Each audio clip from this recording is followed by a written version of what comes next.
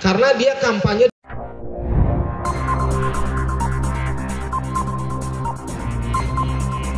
Desa Wonomarto, Lampung Utara ditetapkan sebagai kampung pengawasan partisipatif oleh Badan Pengawas Pemilu atau Bawaslu Lampung Utara. Peresmian kampung ini dilakukan di Taman Wisata Bendungan Wonomarto, Selasa, tanggal 26 September tahun 2023. Proses peresmian itu dilakukan oleh anggota Bawaslu Provinsi Lampung, Imam Bukhori. Menurut Imam Bukhori, pembentukan peresmian kampung pengawasan partisipatif ini dilakukan di seluruh kabupaten kota di Provinsi Lampung. Sebab, Lampung termasuk dalam 2 besar sebagai daerah yang rawan politik uang. Konsep baru ini diharapkan dapat meminimalisir potensi kerawanan tersebut.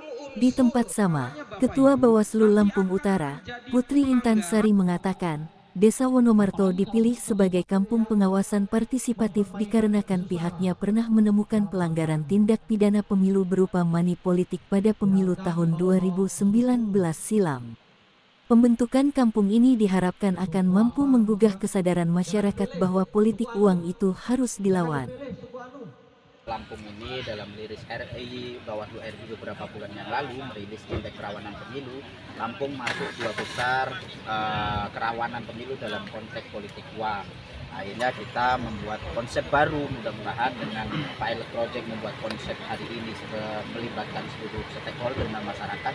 Artinya kita berharap bahwa akan ada minimalisir kerawanan pemilu itu sendiri dengan melibatkan seluruh masyarakat. Yang kedua, beberapa hari yang lalu juga bahwa Bawaslu RI sudah merilis terkait indeks kerawanan pemilu. Lampung masuk lagi-lagi masuk dalam 10 besar kerawanan pemilu dalam konteks ketidaknetralan ASN.